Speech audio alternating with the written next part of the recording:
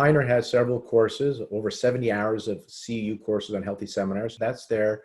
And then I know several people use Heiner's herbal line that he's developed called Classical Pearls. That's classicalpearls.org.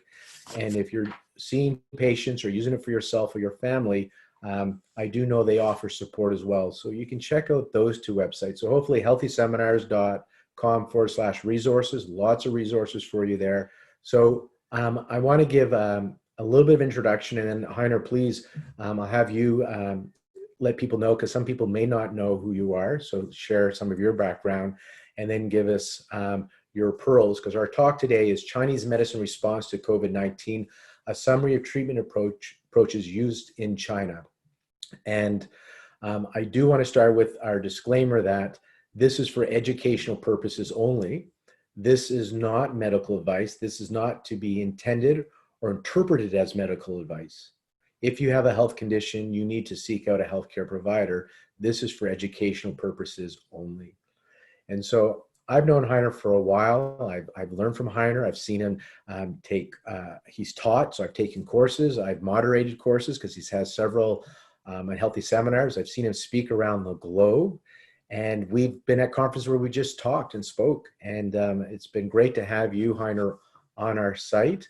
And just the information that you keep putting out through your assets, your websites, has been phenomenal. And I saw what you were talking about on one of your articles, and talking with respect to your teacher, because there's actual experience what's happening. And I invited you, and you are so busy. Like, I know so many of us are all busy. So Heiner is very busy. And I just, asked if he would be willing to share, because we just kind of want to know, because we don't know what narrative to believe. Do we believe the media? Because we're doubting the media, and there's so much information. We don't want to get information from Facebook. And at least I know Heiner, so he's credible. I do trust Heiner. And he's one person removed from a lot of the people in China doing this work in China. And I thought it'd be great to have somebody like you come in and share with us what's happening. Is there any effectiveness to what you're seeing anecdotally, at least clinically, because there's not research that I'm aware of? And then what's our role as Chinese medicine practitioners for our families and friends and for the public? And then post-COVID, as in if somebody's been infected, what do we have to offer after this? Because will people need our support? And those that want to do everything they can to be as healthy as possible, so if they do get infected by COVID or any other illness, what can we do to help our body so we can adapt and respond? Because that's the goal of Chinese medicine, right? Not to treat the virus as much as to treat the individual and how they present, so the body has its homeostasis and it can adapt and take up a relationship with it so it can survive and thrive. So without any further ado, Heiner, we are all ears, and I'm looking forward to this discussion. Well, thank you so very much, Lauren, for inviting me again to speak on your forum, and thank all of you for joining this discussion from all over the world. I see also some familiar names and faces, so I'm very happy to see you all at this time. A few words, as Lauren has asked me to say a few self-introductory things. Where I'm coming from in this lecture, talking about what I know about the treatment of this disease in recent months in China, is that I'm primarily an herb nerd that wasn't originally trained that way. I was educated as a Chinese literature major in Germany, who then went to China in the early 80s, met my future wife there. We were all, we have 250,000 foreigners living in Shanghai at this point. At that point, there were 100 of us in 1982, and they all lived in the same building. So it's very easy to meet under those kinds of circumstances. And I then got my PhD at the University of Chicago in Chinese literature. And in the year that I was graduating, I was diagnosed with cancer as a young man at the age of 28. And that prompted me to kind of put the brakes on. And just like with this epidemic right now, I don't believe in coincidences. There's always some deeper, even though it's some things are shocking and bring us out of our regular routine, there's always something that as catastrophic as it might be, that lets us reevaluate, in that case, my own life trajectory. And I decided at the beginning just to go back to China for self-healing purposes and Qigong, etc. But I got very interested in, took, while there were no foreigners there, basically got private courses at the university, full Chinese medicine education over a period of 2+ years, and then never left the profession since coming back in 1984. Or not coming back, when I came back the second time was in 1992, and then founded the College of Classical Chinese Medicine at the National University of Natural Medicine in Portland, Oregon, where I still teach full-time. But mostly I have maintained relationships with my teachers in China and friends and colleagues, and go back every year for about 6 weeks or so for the last 30 years. And those people are like family to me, and I'm in touch with them basically every day with one person or another. So that's kind of more from, there is some academic knowledge I can pass on, but there's also lots of just kind of atmospheric knowledge from what WeChat, etc. So the basic message I want to pass on, because this is the message that happened while we didn't have any COVID cases here, but started coming out of China as early as in February, is that Chinese medicine's methodology of 辨证施治, of differential diagnosis for this disease, works just the same as for any other disease. It's not some kind of extraterrestrial thing that where all of a sudden you use the pulse pattern and symptoms, and your acupuncture treatment, your herbal treatment doesn't work. Quite the opposite. It is contrasted, however, by this, this anxiety and not knowing and spinning of the wheels of Western medicine in China as well as over here. So I think this is a moment of opportunity for seeing, what is the nature of our profession, particularly history of our profession, because I believe that revisiting the classics, starting from the Neijing itself and going on to the Shanghanlun, that those were all written before the background of epidemics. They weren't like, sports injuries or you pull a tendon or so. It was all for serious types of diseases. And so books like the Shanghanlun really should be translated as treatise on epidemic disorders caused by cold influences, and so on, all the way up to the Weiyilun, the treatise on epidemic diseases, and the fever school classics, etc. They were all really specializing in the diagnosis and the treatment of these types of diseases. So we'll go into that a little bit more in detail in a moment. And so we, more than at any time, instead of retreating into the background, this is an opportunity for us to do our work, even if it is through telemedicine or so, if we so choose. But our methodology, does work. Of course, if you work through the telephone or through the video consult, then you would primarily need to work with herbs or teach the patient how to do acupressure on themselves. One reporter I greatly treasure is the New York Times reporter Nicholas Kristof. He also comes from what has become my home here, Oregon, originally, and then is of course specializing in the Southeast Asia reporting. But a week ago or so, there was a video special where he visited the front lines in New York City hospital, and that was about the same kind of stuff that my friends who were in the hospital uh, Dr. Ding, Professor Lodi Hong, they're very close friends of mine, working in COVID wards in Wuhan, told me exactly the similar kinds of stories. You have this, tremendous amounts of technology and this hierarchical system where people are trained very in a sophisticated fashion and now fighting a battle, and it's very fine-tuned machine, as chaotic as it might have been. But he was like, of course, full of praise for the people who are risking their lives every day and are very professional.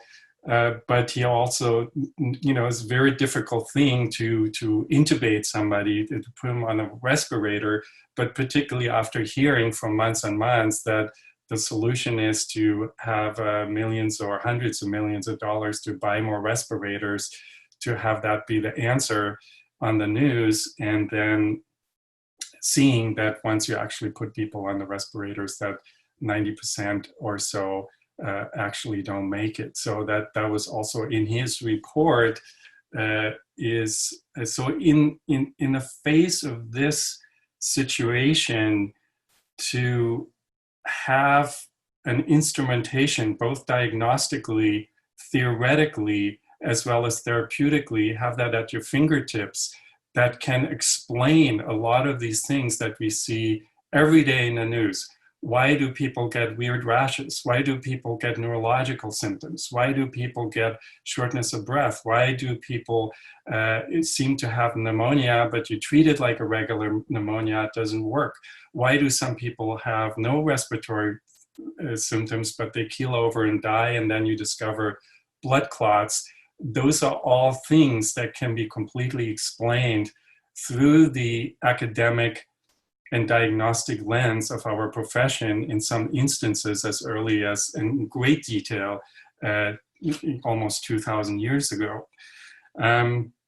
So this is a moment to kind of better understand our profession, better understand some of the strange lines in the classics that we couldn't make sense of. Like yesterday, I was teaching a class on the pericardium, and there was I think it was PC 5 or 6 or so, the indications and the ABCs of acupuncture, the Zhenjiu Jiaijing, where the patient has a high fever, has enormous chest pain, and they laugh and they cannot stop. That is something that we've never seen a patient like that. And we see these things in ancient classics, but now that we're in the middle of this epidemic where people are not only having upper respiratory infections as severe as they might normally be with a regular influenza, we see where things go to the nervous system and where people exhibit strange behavior, like mentally confused, seizures,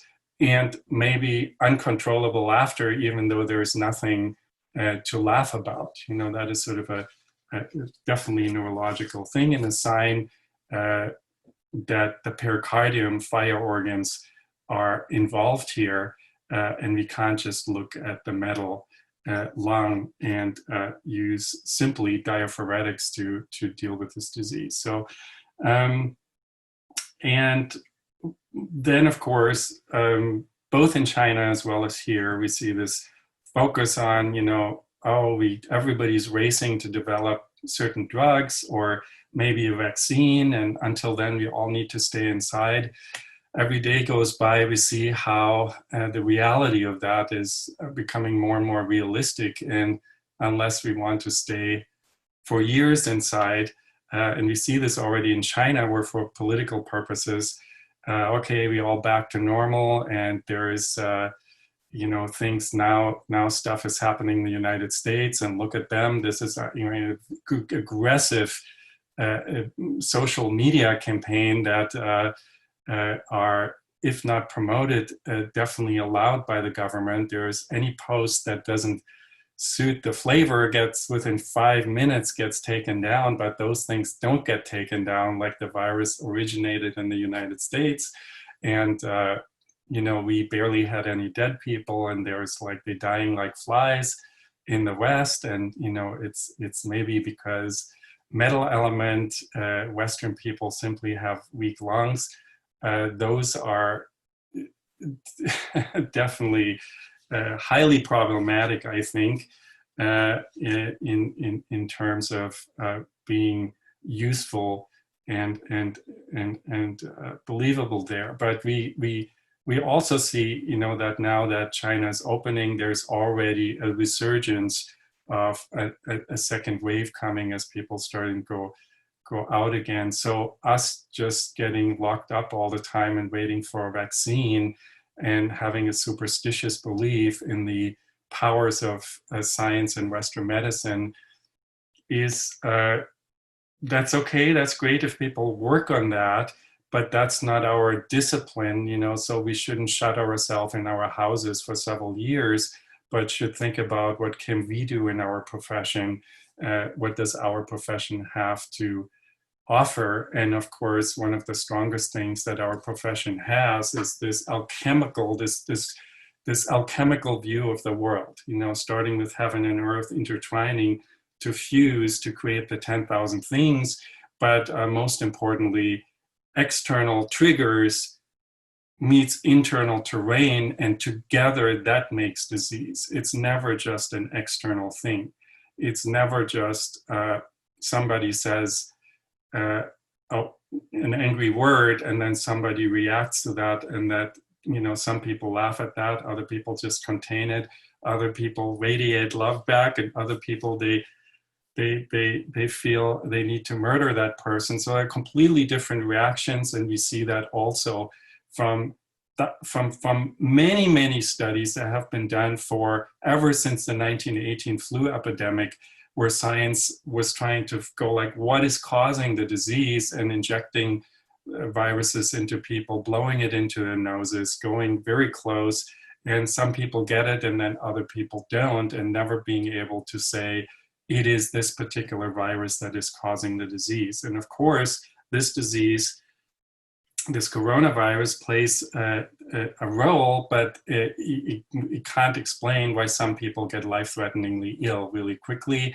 while other people don't have any symptoms at all, or maybe only have loss of smell or something, or just average kind of flu symptoms, or not even. Whereas this is, of course, very explainable from the Zheng Qi perspective of the righteous qi, our terrain, our defense energy in Chinese medicine. And the Neijing is talking about what we need to guard against is the xu xie zei feng. So it's the opportunity. It's not just any wind, any infection, any external pathogen that causes disease or epidemic disease, but it is a opportunistic, a thieving wind that takes advantage of a pre-existing deficiency in the patient. Therefore, xu xie, a deficiency, that internal deficiency that needs to meet with an external pathogen, and then creates a fusion where the immune system is overwhelmed and then creates these massive, what they call cytokine storms, and this autoimmune complication, where it is really not in the end the virus, but our own over-challenged immune system that is overreacting and freaking out and causing the danger.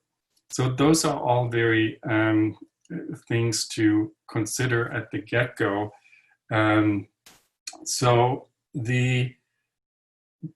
Let's start by going into the, and this is, my dear colleagues and friends in China, like especially Dr. Liu Lihong,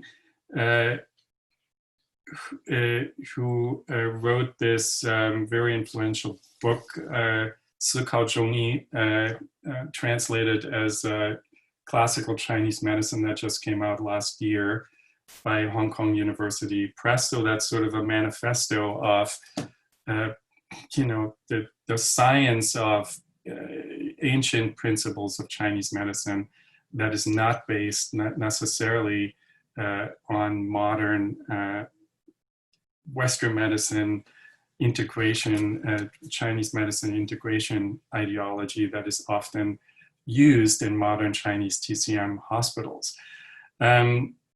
So he and other people, including some of the materials that me and some of my colleagues have translated in recent weeks, and that's up at that COVID page on classicalchinesemedicine.org. They point out that many chapters in the Huangdi Neijing, the Yellow Emperor's classical medicine from more than 2,000 years ago, are relevant, specific for the treatment of epidemic disease. Specifically, chapter 69 through 74, where the Wuyan Liuqi are discussed, the kind of 5 energetic influences in the heavens that then cause 6 different weather patterns on Earth, where there's constantly certain influences in excess and deficiency in a 60-year cycle. And in there very specifically is the word bushi zhiqi, I believe it is, which means unseasonal energetics.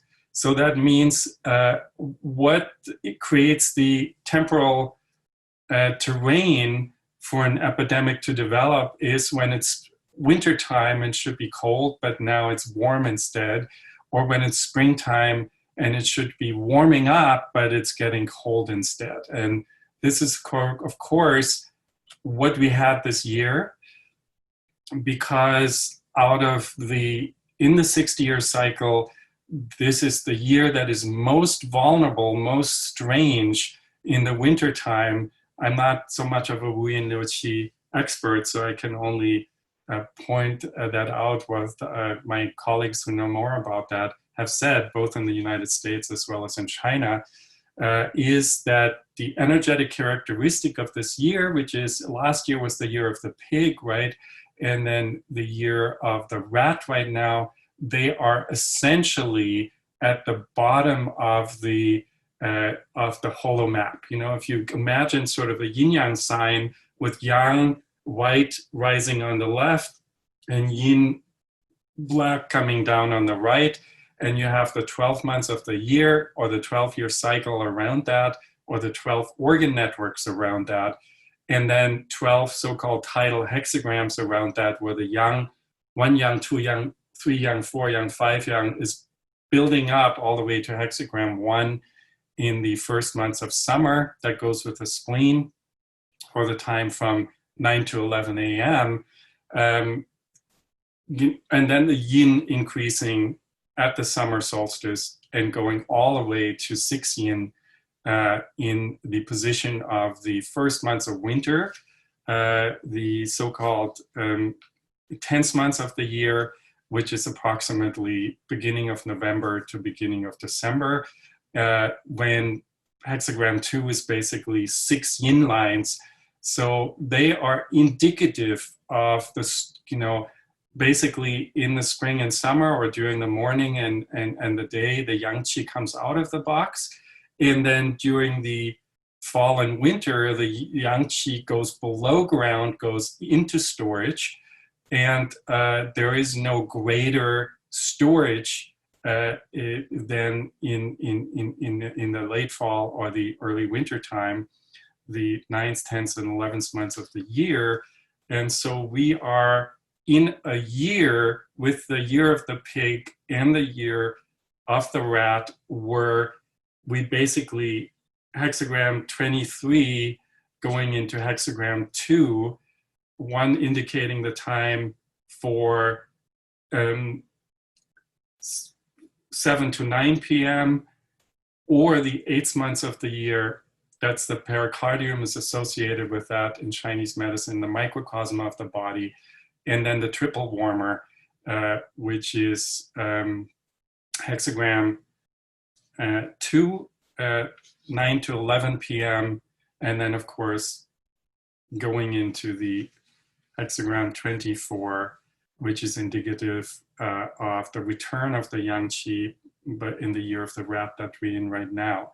But basically, all 3 of those, but with hexagram 2, with going with the triple warmer, is a symbol that this entire time, especially the end of last year, particularly the winter time, was a time when normally the yang qi should be in a state of storage. That means all of the warmth is below ground. So the winter should be colder than any other time because the yang qi is more solidly stored than any other time. However, because of the special complication of what other guest qi there was and where the heavenly stems were, etc., we have a situation where last winter, at least certainly was true in Oregon, was warmer than any other time. We didn't have snow. I live in the Columbia River Gorge, granted not very high, about 720 feet high, but I'm only 45 minutes away from Mount Hood, where the national ski team very often is training, because it's one of the very few mountains in the United States where you have snow all the way on the glacier into the summertime. So we get at least 3 days of snow or so in the wintertime. There was no snow, no ice during the entire winter, because there was the kidney of nature didn't do this good job to pull the yang qi into a state of storage. And it was floating and hovering at the top. And that then can, of course, so that was one unseasonal type of qi. And then we're coming into the springtime, and which should be warm. And instead of getting warm, yes, there were a couple of days and the flowers started to bloom, and they're in bloom right now, but where we had weeks and weeks of hail in April. So it was the opposite, that we got this kind of a cold time in the spring and the warm time in the winter time. So both of these were the beginning of the year of the rat and the end of the year of the pig, very unseasonal. And the Neijing lets us know right away that that is dangerous for the development of epidemic diseases. Of course, particularly pig and rat, in the system of 12 meridians, they would go specifically with the Shaoyang organs, triple warmer and gallbladder. And I find from where I'm sitting and what I'm observing, particularly in this country, that whether it is regular flu, at least in Oregon, we sort of underprivileged state, there seems to be no testing available. Even if you send people, there is never any, stay home, you're not sick enough. So nobody knows, whether they've been exposed. So we just go do our regular thing, COVID or not. We treat you based on the symptoms, since we're not in the business of treating any specific viruses to begin with. But we also seeing people, of course, or hear about people that get treated with Chinese medicine in New York or so that have been COVID tested positive. And so we find that the Shaoyang, no matter what people have, the Shaoyang component is in common in all of those. So Chaihu is an incredibly important herb, the plum, in addressing that from at least the limited experience I have, not so much with COVID, but just with this yiqi, with this kind of lingering pestilence energy that seems to be in the atmosphere right now, whether it gives us COVID-19 or gives us something else, but that lingering kind of sticky quality where people relapse, and for months and months it doesn't get better, and feel under the weather, fatigue. Every time you think you're better, it keeps coming back, seems to be what is happening. All right, number 2 from the Neijing, going on to the Shanghan Lun. The Shanghan Lun is, of course, a magnificent work that gives us very concrete indications, not just what kind of meridians there are, really the 6 conformations, the Liu Jing Bianzheng, the differential diagnostic system that originated with the Shanghan Lun according to the 6 different differently paired meridian systems that are different than the meridian system pairs we have in the 5 element systems.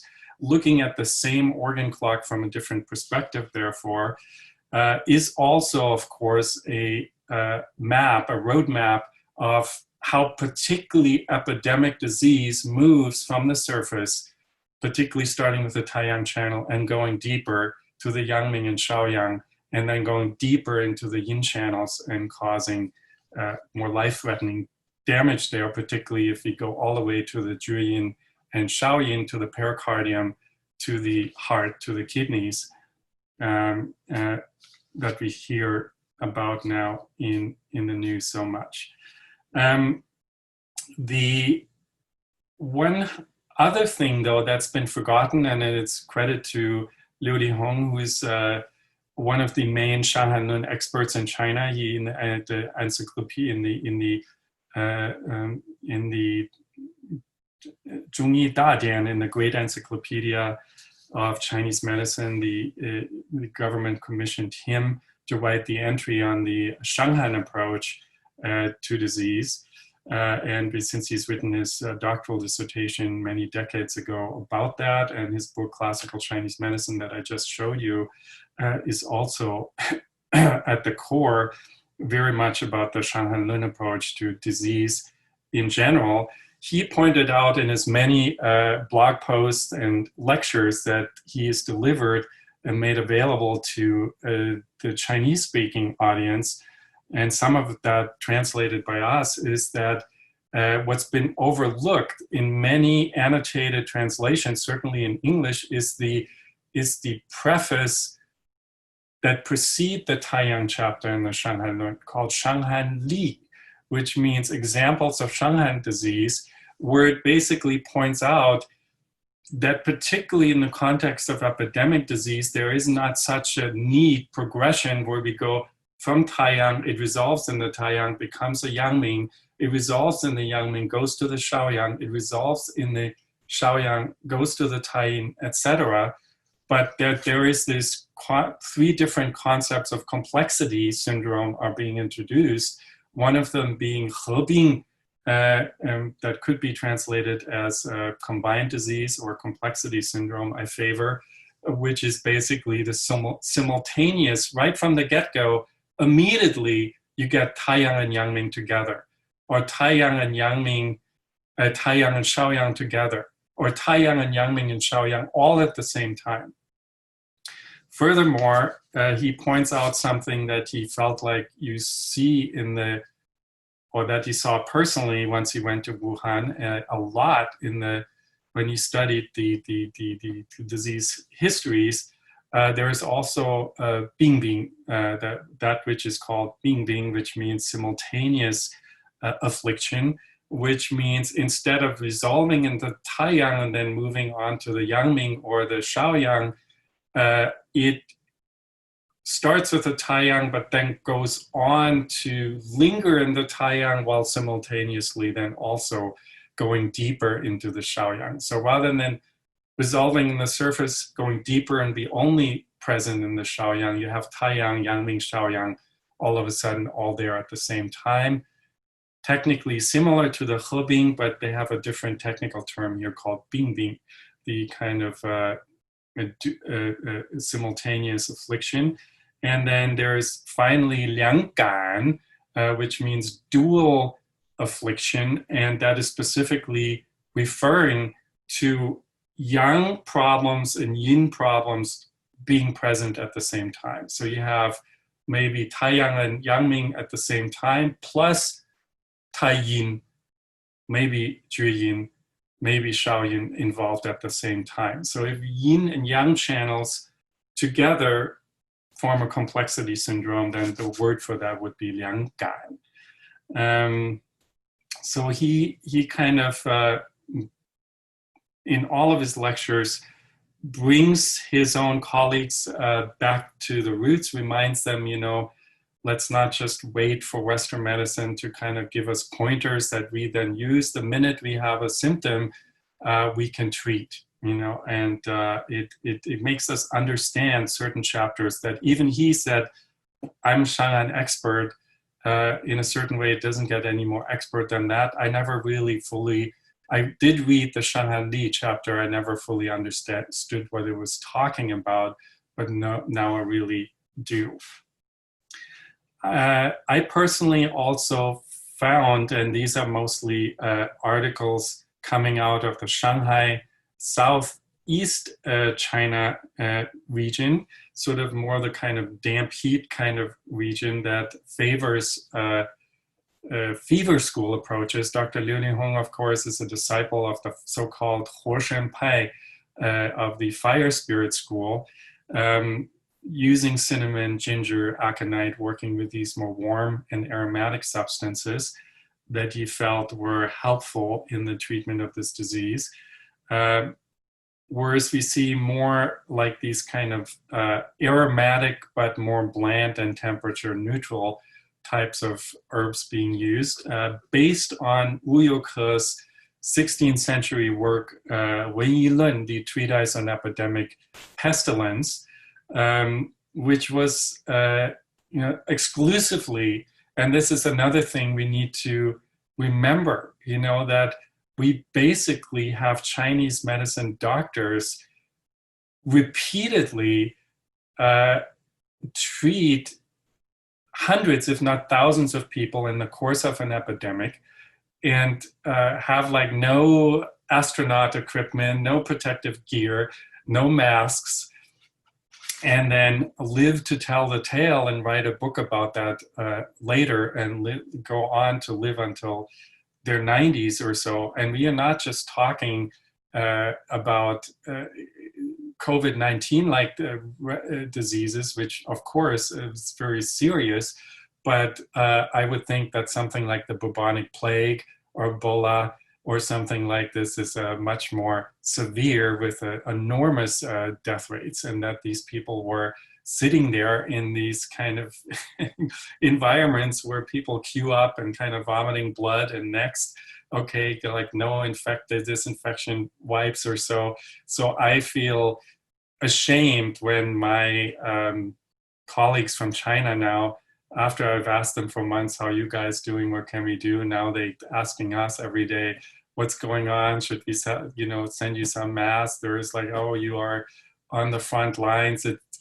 I'm treating some people, but it's not, I'm sitting on 30 acres in the state of Oregon that has very few, with a very intelligent, educated population, and I'm even if I see a lot of patients, then I see 8 or 9 people a day. I don't see hundreds of people who cough or vomit blood on me, and so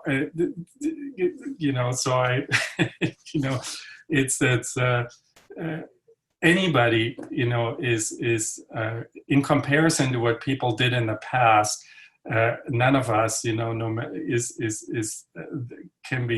can be a hero in that way,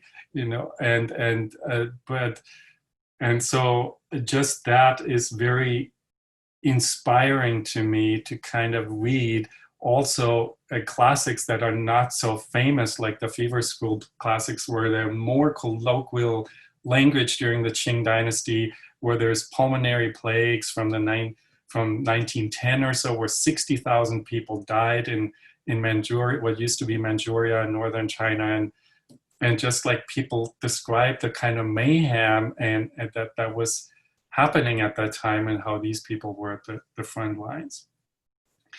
And then of course we have, out of Wu Youke's effort came the so-called fever school approach that started with the famous Dr. Ye Tianshi, late Ming Dynasty, early Qing Dynasty, 1700s, who that then ended up being written up, systematized his case studies in the Wenbing Tiaobian by Wu Jitong, or Wu Tang as he is sometimes called, which is this system, this kind of Weiqi Yingxue diagnostic system, which is another Shanghan Lun-like system from the Wei layer to the Qi layer, to the Yin layer, to the blood layer. This is how epidemic diseases progress. And just using different kinds of herbs while still utilizing Shanghan Lun remedies, there is sort of something that I learned from that approach, and particularly learned from one of my teachers in Xi'an, called Wu Sheng'an, who was a Shanghai Lun master, but favored in some words in his own clinical practice herbs that are bland and aromatic, so that those are mostly fever school herbs, like in Yin Qiao San, that you can give to children. They're very safe to use. It's not like ephedra, ma huang, but they can solve serious diseases like encephalitis, meningitis. We have lots of reports of that, about that from the past. So I think the fever school, there's lots to learn, particularly since their specialties treat epidemic disease, in some cases with some very food grade kind of approaches that don't immediately harm your stomach very intensely. Another thing we can learn from is, of course, that this is not the first coronavirus epidemic. We had the SARS in 2003, 17 years ago. And we have the efforts of Deng Tietao, who lived to the age of 102 or 3, just passed away in the spring of last year, and who I visited with some colleagues to speak about his experience in the epidemic. You can also see sort of an hour and a half visit with him recorded on video. We made that available for free to honor him, but also to make some of his, in his own words, available what his experience was in the SARS epidemic, at least. And one of the papers that we've put up online is this here, that comes from Shanxi University of Traditional Chinese Medicine and Pharmacology, a paper that's in English translation entitled A Discussion of Traditional Chinese Medicine Diagnosis and Treatment Approaches to COVID-19 based on the experience of Chinese medicine expert Deng Tietao during the SARS epidemic. So this paper is up on the COVID page at classicalchinesemedicine.org, and has not only is the SARS genome 80% identical to this coronavirus, but also the symptoms very similar. In a certain way, SARS was even more intense than this one, had a higher death rate of 10% or so. And so there's lots to learn from. And interestingly, though, that he was asked and allowed to only at the very end of the SARS epidemic, which was exclusively battled with Western medicine at the time. And I remember that very clearly because I was slated to bring a group of 30 people to China, and my university president at the time didn't allow us to go. And but so I just stayed up on the news all the time until it finally blew over, and we went, since that was, we went in the summertime. But so he documented in the late stages of this epidemic that while people were dying in great numbers in the hospital, a Western medicine hospital, that in his hospital he achieved the three nothings.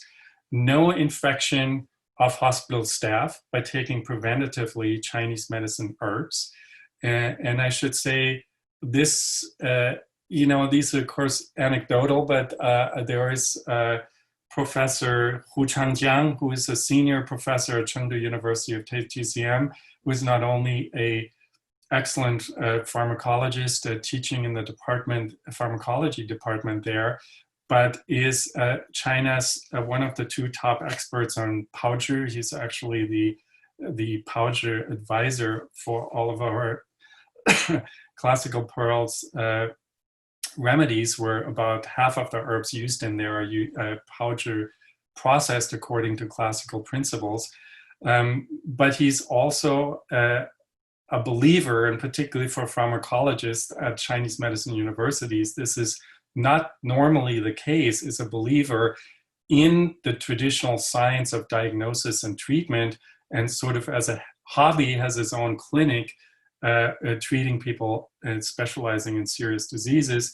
And so he had, at the time when this was acute, 30 patients he'd seen in the past who asked him to prescribe preventative prescriptions based on Yuping Fengshan, jade screen powder, but lots of other kinds of herbs in there, like that are more diaphoretic, like Lonicera, Forsythia, also antitoxin, antiviral, like Guanzhong, the Dryopteris, particularly the hardy fern root.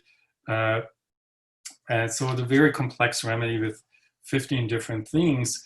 And people who were literally stapled in their department, after the Chinese government didn't want to do anything similar to here, so we can't, the finger pointing doesn't do anything because nobody really knew what this was. And, we still had on January the 20th or so, when people had already blown the whistle and people were knowing that there was an epidemic, there were still gatherings of tens of thousands of people for Chinese New Year in Wuhan. But then all of a sudden, when the Chinese CDC became involved and the leadership very quickly made a decision to swing the other direction and then radically close down the country, you had people who were then immediately, you were arrested if you weren't wearing a mask on a bus, for instance, or if you were tested positive, you just to make sure you stay inside. In certain districts, the local leaders made the decision to literally staple the door in. So at the time, you had lots of videos where people were outraged, but then immediately government censors would take that down off WeChat. But, my Chinese friends, they're on their phones all the time. So particularly social distancing, there was nothing else to do. So they kind of gave me this kind of live stream information a lot. So really draconian kind of measures. And so there were so they had food through a slot in the door there. And this is not all people, of course. And where you had infected and verified COVID-19 positive people together with other members of the family that were locked in the same apartment that is not thousands of square feet, but everybody is still eating together, etc. And they were taking these remedies, and not a single family member, based on somebody who is an academic, is in his 60s, is a very trustworthy individual, said got sick from that. So we know that this is completely plausible, not just at Deng Jietao's time, but also nowadays. The second nothing was nobody got worse. So that means nobody had to. You come to the hospital and you have a high fever, but you never go into this severe state where you have heart failure and need to be put on a ventilator or so, or need to be transferred to a Western medicine ICU. So that was the second nothing. And the third nothing, nobody died, which is none of the other hospitals achieved that. So after that, Deng Jietao was already famous, was for a long time the most famous Chinese medicine doctor, not only because he was very humble, not only because he had already written letters to Mao Zedong himself decades before, urging them to not throw out the baby with the bathwater and honor the traditional ways of diagnosing with Chinese medicine. And, just a very, if you watch his interview with him, you can just see what a great individual he is. And of course, he himself entirely, every day doing Tai Chi, doing Chinese medicine dietetics, never taking any Western drugs himself, and then making it to a ripe Sun Sum Yao age or even beyond, to live to 103, he's really an excellent model for what you can do if you actually walk your talk. So he's a formidable influence, but nevertheless, we come now into the year 2020, and all of these lessons been somewhat forgotten. And the Chinese government is now shutting everything down. And a person called Zhong Nanshan, who is sort of the equivalent of Anthony Fauci here in the US, comes on board, who experienced the SARS epidemic. He's a Western medicine epidemiologist, but his daughter got SARS and was actually saved by Chinese medicine. So in the beginning, there was still, again, only Western medicine used, but because of Zhong Nanshan's personal experience with the number 3 or 4 edition, remember that everything in China is political, whether it's poetry or medicine, there needs to be one standardized approach. You can't just say, I'll do this and I'll do that. So even in Chinese medicine, which is supposed to use differential diagnosis, there was one government approach. Every hospital needs to treat these people like this. And then every few days or every week or so would be updated. Version 1, only Western medicine. Version 2, only Western medicine. Throwing like anti-AIDS drugs, antiviral medication at patient doesn't work. And then starting with version 3 or 4, starting to use Chinese medicine, standardized Chinese medicine for the most part. In the beginning, just 1 or 2 remedies that then got expanded to more and more remedies in version 5, 6, and 7 in different stages, so it got more sophisticated. And particularly one remedy that's been lots studied, and you can look that up. It's called Qing Fei Pai Du Tang, which is clear heat in the lung and push out toxin decoction, which is an incredibly complex remedy with 17 or 18 different herbs that actually does use Shanhan Lun formulas for the most part, but then uses them in ways that you would not normally use them, namely by using the Yangming remedy, Ma Xing Shi Gan Tang, ephedra, apricot seed, gypsum, and licorice decoction, together with the Shaoyang remedy, Xiao Chai Gu Tang, minor bupleurum decoction, together with Wuling San, which is arguably in the Taiyang chapter there, but is a more internal, usually used as a diaphoretic, not a diaphoretic, as a diuretic remedy. So sort of a smorgasbord of Taiyang, Yangming, Shaoyang all at the same time together, but we've already heard from this kind of Hebing, Bingbing, Lianggan approach that this is indeed what is what the characteristic of this epidemic is, not just in the past at Zhang Zhongjing's time, but in the case of this particular virus. They put up lots of, in most cases, these people were now treated with Western medicine plus Chinese herbs at the same time. And so we see lots of studies now that are like, how is Western medicine by itself, and how did these people fare that did the standardized Western medicine protocol at the same time? And very clearly, they are doing better. And I personally more interested in what happened for political or necessity reasons, perhaps because there were so many cases there. And I simply, this is, of course, I'm not an expert on that at all, but the numbers that come out of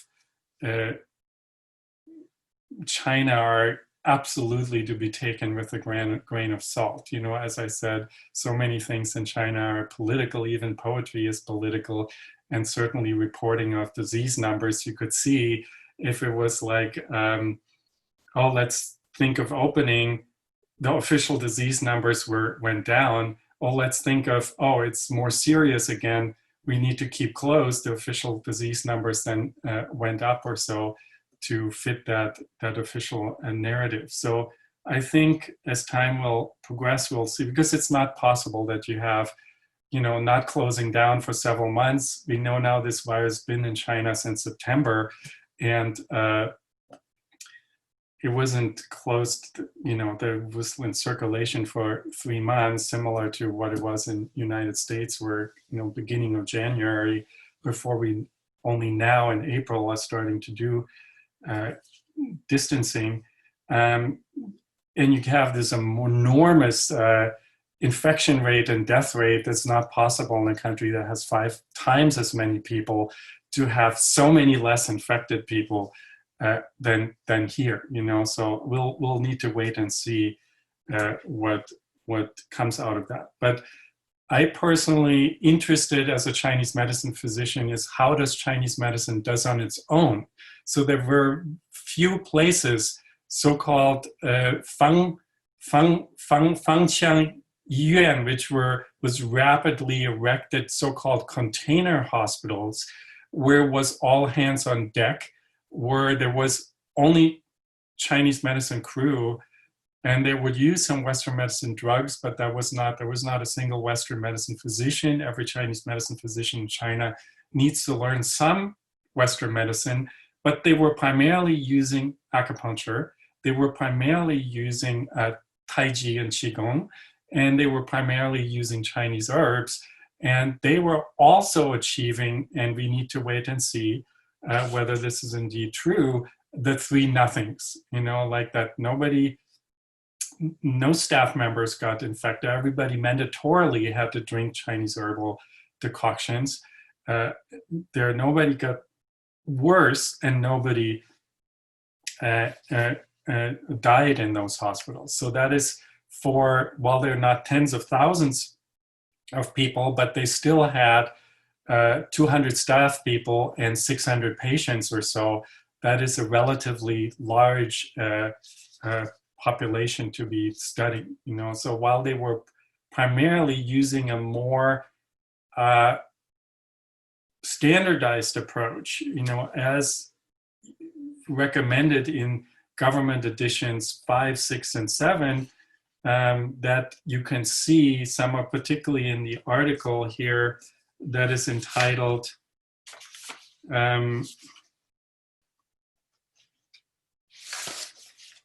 coming out of published by Chinese Archives for Traditional Chinese Medicine, translated into Expert Consensus Statement on the Prevention, Diagnosis, and Treatment of COVID-19 Infection in Children, also up on the classicalchinesemedicine.org COVID page. What you have in there, and I didn't repeat it in some of the others because it's after a while gets boring because just repetitive. It's while this seems to be about children, you can see there it's the same approach is true for adults. That is basically a reflection of version 7 of the government approach. Stage number 1, stage number 2, people with diarrhea, people more severely ill with high fever, people who need to go on the respirator and go into heart failure. So you have these different stages. And so you see the government approach reflected in there. Then we have these reports of more from my friends, and they are less numerous because you can't Google them, because these are extremely restricted, because basically you have so-called minjian yisheng, which is folk physicians, meaning private physicians that go and volunteer to go into the front line, into Wuhan, and finding this extremely difficult because you can read in this very heartfelt and incredibly detailed report. It's the transcript. We've been working day and night at the time several weeks ago to put this together. The transcript of and translation of his video lecture that he delivered to his originally faculty and friends at his alma mater, Chengdu University of Traditional Chinese Medicine, where he got his master's degree, a 2-hour lecture online delivered from his hotel room in Wuhan, entitled The Role of Chinese Medicine in the COVID-19 Epidemic. So while that's also up on the COVID page of classicalchinesemedicine.org, and is like a good 25 pages long. And you find a link if you want to see Dr. Liu Lihong speaking with Mask et al. Directly from Wuhan. That's also now, there's a link to YouTube where with the subtitle, this entire script, these entire 25 pages are below him speaking, so you can, if you prefer watching a video more than reading something. But this is not only a vintage Liu Lihong, waxing philosophically, encouraging his profession to believe in the efficacy of this medicine, talking about what kind of Shanhandun methods and what kind of acupuncture methods he finds are useful, but also describing in a very detailed form that you don't find because it's too controlled, what China looked like during the lockdown. It was, he said it was like Wuhan was like a ghost town. We were riding in our car and there were all of these lines of cars. Nobody was allowed to go into Wuhan. And there are these people in full astronaut gear. It was totally scary for us to go in there. And then we were trained for 3 days how to wear the same astronaut gear before we were allowed to go into the treatment rooms, etc., and see these people. And then describing how here, senior Chinese medicine physician, arguably one of the top 2 or 3 famous Chinese medicine doctors, or most famous Chinese medicine doctors in China, it's a household name there, is admitting that he says, until I put my first needle in the first patient, and that person went, oh my God, what just happened? I've been here for 2 months and I didn't get any better. And now after the first needle, because, while he's technically an internal medicine doctor, it took them like a couple of days to get herbs because everything was shut down. They started with acupuncture, and the first needle, the patient had immediate results. And here's Dr. Liu Lihong, professor, doctor, so-and-so, writing this best-selling book and being on all of these academies and TV interviews all the time, who is admitting and said, I felt like a little kid. I was like so scared that everything I had learned before, while I'm preaching about this all the time, that it wouldn't work. That I would do something and the patient would just say, this just hurts, or nothing happening. And here was this dramatic result with the very first patient. And he said that needle opened up that patient's chest, but more importantly, it opened up the heart of our team, because we all were afraid that our modalities wouldn't work. And the minute that happened, we let that worry go and started treating just like our bread and butter diagnostics. And we saw it work, both the acupuncture and the herbs. And yes, there were some things we hadn't seen before, like people get better and then they relapse, and had to learn something from that. But it was truly not any, the basically immediate results there.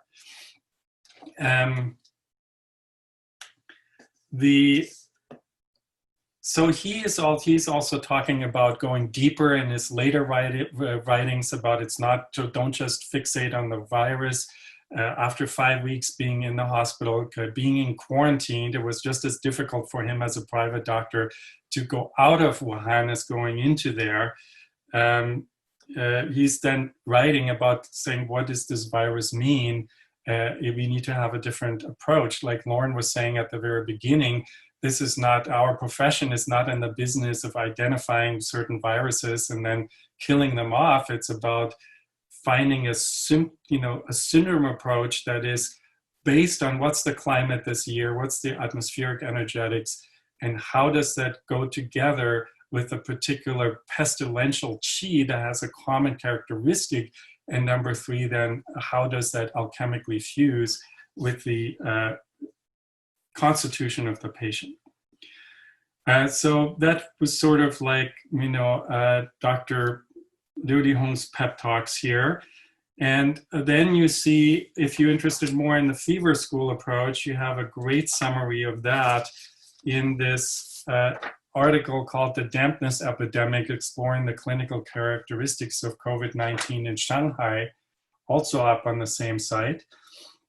Which is basically, I left the treatment experience out because it's just a reiteration of what is in that COVID in children approach. But this article is spending considerably more time in exploring the background of COVID from an epidemic writing and fever school perspective, and is rather than approaching it like from a herbal complexity syndrome perspective, as Liu Hong did when he discussed the Shanghai approach, saying this disease is basically a combination of cold, particularly of damp, like the whole title is the dampness epidemic, right? This is something you've all heard by now already, how this pathogen, everybody is damp on some level, and that's why it's this sticky and hard to leave. And then on the basis of this dampness, there might be stagnation, and there might be heat or damp heat. And of course, there is the complication of du, which is toxicity. So you can't just use diaphoretics, you can't just clear heat, but you need to use particularly antitoxin herbs. Toxin means life-threatening, potentially super quick developments, etc. And then it's talking about the importance of complexity. In addition to talking about this complexity, is the importance of talking about in stages. So at the very end, I want to talk a little bit about my own experience here in the US, while again, because of the limited amounts of patients we see here ourselves, can again only talk about some of my students or telemedicine with people in New York and the people we see here with symptoms but not confirmed. But I find that particularly one thing that is extremely important is this complexity. So you can't use a regular remedy like guizhi tang or ma huang tang or gugen tang or xiao chai hu tang or simple yin xiao san to treat this disease in the Taiyang or Shaoyang layer, but right away you need to something that's much more complex. And I find there is 3 categories that are important. And the number 1 category is the Taiyang Yangming category that includes some Taiyin aspects, and that would be the category I would classify as treating using aromatic herbs that have a diaphoretic effect and kill the snake. And that term, kill the snake, or sha she fa biao, kill the snake with diaphoretic herbs, you find in my writings about Gu syndrome. And so the Jiajian Suhe Tang, where I've lectured and written about, modified perilla and mint decoction, which is a specialty decoction from the Qing dynasty, later then turned into these formulas, thunder pearls and lightning pearls that we've been using a lot, is for this approach. Like I personally thought we had a 2-year supply. All of a sudden it's dwindled down to a 2-month supply. So this has created panic because you can't get any. Your factories are working again, but there are no planes coming out of China, and so it's extremely difficult to think about sending planes through Arab countries, and you just be able to make sure we and other companies have enough supply for that. But I indeed find the Gu syndrome approach extremely useful. So immersing yourself in the Gu literature, and I've given again lately, did another, I think Better Health Guy or so also did a special talk about that. And of course I should mention I did in my many recordings with Lauren and Healthy seminars, at the time still called ProD seminars, we have especially recordings about approaching this, a very extremely most relevant, because I believe this virus, with all of its later chronic manifestations especially, needs to be addressed as a GU syndrome. So inside of these, the most important category, or in this GU approach, is the combination of aromatic herbs that resolve the surface but are not abrasive like mahuang ephedra, like what they use primarily in China, but uses common herbs that are almost food grade, like honeysuckle. You know, it's called honeysuckle jinyihua on purpose because it's not harming the qi of the spleen. Forsythia lianxiao, baizhi angelica dahurica, zisuye, perilla leaf, boha mint, those kinds of herbs that are you can use for longer periods of time, but then pairing those kinds of herbs with internal herbs that nourish the yin and the blood and the qi, but are also aromatic and therefore killing pathogens rather than tonifying the virus or other kinds of pathogens like funguses or spirochetes in the process. Secondly, and most important here though, there needs to be a Chaihu approach. So together with one of these GU remedies, we've been using thunder pearls or lightning pearls or Jiajian Suhe Tang, if you would prescribe that custom, together with Xiao Chai Wu Tang, for instance, minor bupleurum, with Chai Ge Ji Ji Tang, which is bupleurum plus Pueraria, resolve the muscle layer decoction, particularly when there's high fever and body pain. You find that also in Deng Tie Tao's SARS approach very prominently. And Chai Hu Guizhi Ganjiang Tang, particularly people who normally need a cinnamon, but now it's this kind of sticky damp pathogen that for sure also afflicts the Shaoyang layer no matter who you are, kind of using Chaihu and Guizhi together with these aromatic, more fever school-oriented herbs. By the way, Yin Xiao San can go along also with that thunder lightning or Jiajian Suhe Tang category. So we've got category number one, aromatic herbs that resolve the surface, that you can take over longer periods of time, that kill parasites, though, that are deep in the blood, that can cause damage to deeper organs, and are tonic at the same time, mostly addressing Taiyang, Yangming, and Taiyin at the same time, and then having these Shaoyang remedies like Xiao Chaihu, Chaihu Guizhi Ganjiang, Chaihu Chaige Ji Ji Tang, or East Pearls, Release Pearls, that kind of thing in this other series. So they need to be paired. And number three, and I'm particularly, at the beginning, I didn't really know what that was a part. I was mostly by just feeling pulses, which is a kind of too high pulse in the kidney position, which is usually an indication of kidney deficiency, where you need to, and I wasn't until I read Liu Lihong's papers there about, you know, how in the Wuhan Liu Qi system, the kidneys are compromised and are not storing. So it's almost like everybody right now, because of general atmospherics, is kidney deficient and the energy is hovering above, and therefore also energy comes up here, and everybody has the chest oppression symptoms. So other than kind of resolving the Shaoyang, and you need to pull energy down from the kidneys, but instead of using aconite right away, as in Qianyangdan, submerge the yang pellet from the fire spirit school,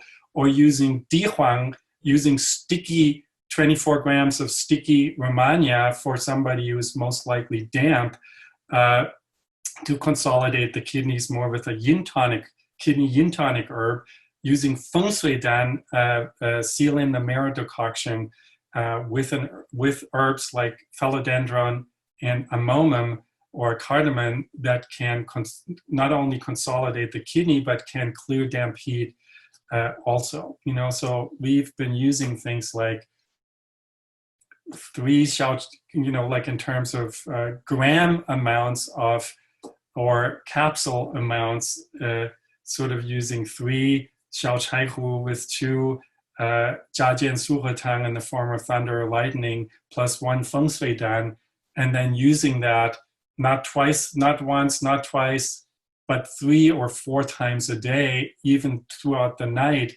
and then feel like that people's fever very often gets resolved during the night, and people instantly start feeling better. But then one needs to stay on it, even if it's just being taken 3 times a day and eventually twice a day and eventually once a day.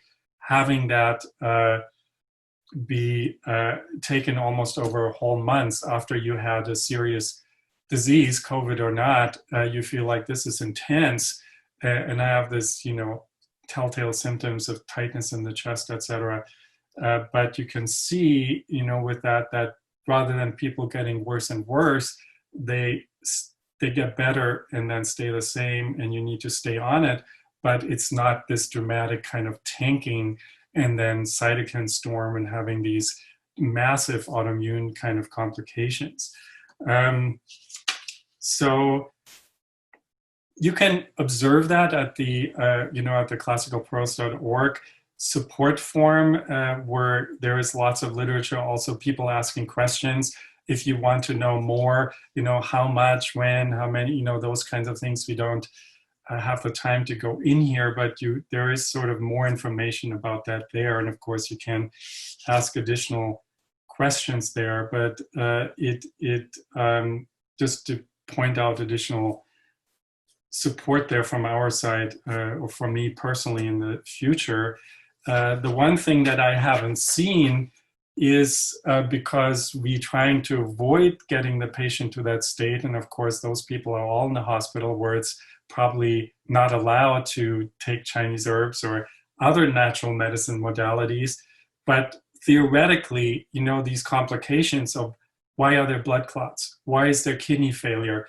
Those are typical kind of Shaoyang disease, Taiyang Shaoyang disease, Yangming disease, collapsing into the Juyin pericardium and now becoming life-threatening. And now you're getting yin and blood layer problems from the fever school diagnostic perspective.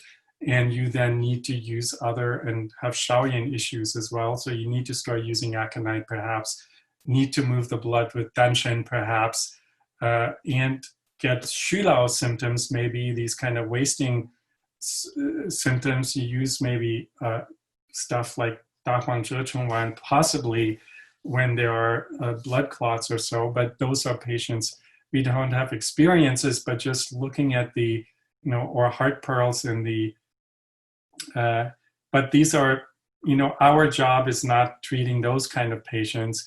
Our job is more preventing people, whether they have COVID or not, to take into consideration what is the damp and the Shaoyang characteristic of this pathogen at this particular time, and how does it interact with the specific patient, and then treat them individually, stay on top of it, prevent that, and cause sort of a three nothings, and then more academically ponder what one would be using with Chinese medicine. And something that we see already is there is a huge role, of course, of Chinese medicine, even more so, is in the chronic recovery. If there is like 50,000 dead people out there, there means there is hundreds of thousands of people who are recovered and now have chronic lung, heart,